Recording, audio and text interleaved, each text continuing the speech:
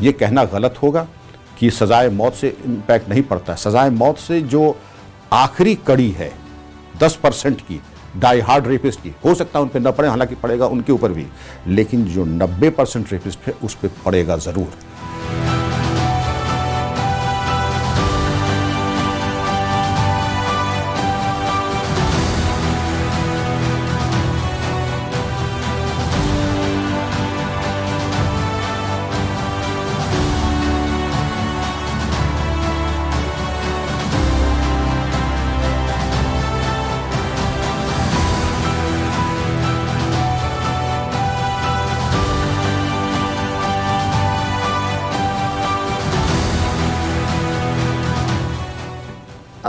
देखिए, हम जल्लाद नेशन नहीं हैं। हम जल्लाद पैदा ज़रूर कर रहे हैं, लेकिन हम जल्लाद नेशन नहीं हैं। तो हमें काम उस तरफ करना है कि हम उन्हें जल्लाद बनाए ना। जैसा मैं पहले भी कह चुकी, पर सर कह चुके हैं कि वो 10% लोग ऐसे हैं जिनको वो हार्ड कैटेगरी में डाई हार्ड कैटेगरी में डाल रहे हैं, पर बाकी जो 90% हैं उन पर काम किया जा सकता है। और केवल फांसी की सज़ा के रहते अगर हम सोच रहे हैं कि वो डेटर उन पर असर होगा, तो उन पर किसी भी प्रकार की सज़ा का असर हो सकता है।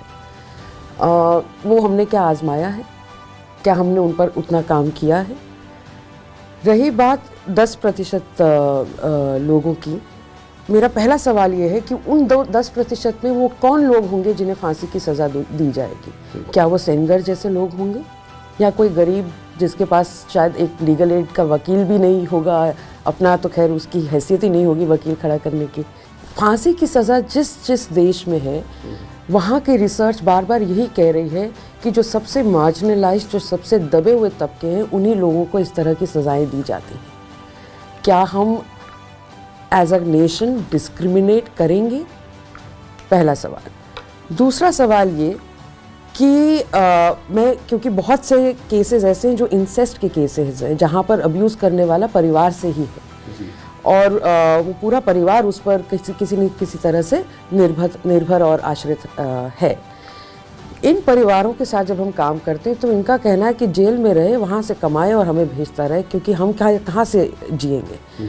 हम कहते हैं फांसी दे दें, तो उनका तो पूरा ज़रिया ही हम ख़त्म कर दे रहे हैं। तो इस तरह के जो हम नए नए मेजर्स ला रहे हैं, या सेक्स ऑफेंडर्स रजिस्टर की हम बात कर रहे हैं। ऐसा नहीं कि पुलिस के पास रजिस्टर्स नहीं है, पुलिस के पास हर क्रिमिनल का रिकॉर्ड है, तभी हम उनको हैबिचुअल ऑफेंडर और BC और इस तरह से डिक्लेयर करते हैं। तो जब आपके पास रिकॉर्ड ऑलरेडी लोगों का है, फिर सेक्स ऑफेंडर्स रजिस्टर का क्या मकसद? मकसद ये कि जब वो वहाँ से बाहर निकले, जेल से कभी भी अगर निकल जाएँ, तो उन्हें कोई काम ना मिले। काम ना मिले तो क्या करेंगे? क्राइम में ही जाएंगे। तो हम तो क्राइम की साइकिल को बढ़ावा दे रहे हैं, उसको रोक नहीं रहे।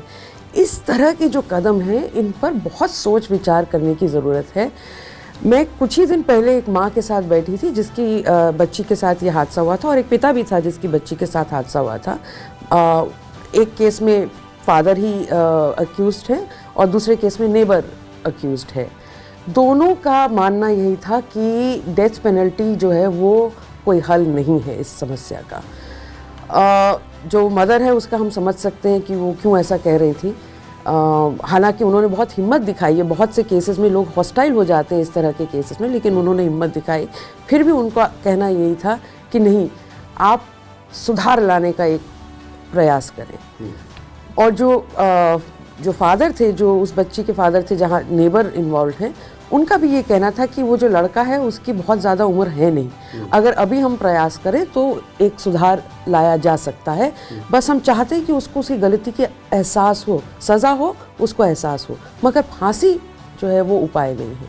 हम ये आवाज़ें क्यों नहीं सुन रहे? जितने लोग सड़क पर आते हैं और कहते हैं फांसी दो, इस माँ ने कहा कि इनमें से तो आज तक कोई नहीं आया मेरी मदद करने।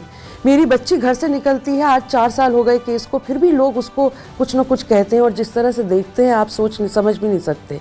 स्कूल बच्ची जाती है, एक दिन स्कूल में बच्ची ने कहा कि मुझे जाना है कोर्ट, मेरी पेशी है। तो टीचर का पहला सवाल ये था कि ये तुमने कैसे कपड़े पहन रखे? सलवार कमीज़ था, एम्ब्रॉयडरी ज़रा सी हो रखी थी। तो एम्ब्रॉयडरी टीचर को पसंद नहीं आई और उन्होंने ताना कस दिया। आप देखिए, स्कूल हो, मालिक मकान हो, बाहर अड़ोस पड़ोस हो, सभी जो है इस तरह से देखते हैं जैसे बच्ची ने कुछ गलती कर दी हो। बेगुनाह हो या गुनहगार हो, अमीर हो, गरीब हो, अनाथ हो, यतीम हो, ये मेरे माने डिक्शनरी में ये लफ्ज़ नहीं है। गुनाह किया है तो प्रसाद मिलेगा ही कानून की बुनियाद पे। और मैं ये भी कहना चाहता हूँ इससे पहले कि वक्त ख़त्म हो जाए, फांसी से भी ज़्यादा अगर कोई कारगर हथियार है वो है केमिकल कास्ट्रेशन। इसके ऊपर विचार कर लें, क्योंकि मैंने देखा रेपिस्ट का फांसी दे दीजिए, कास्ट्रेशन की बात न कीजिएगा।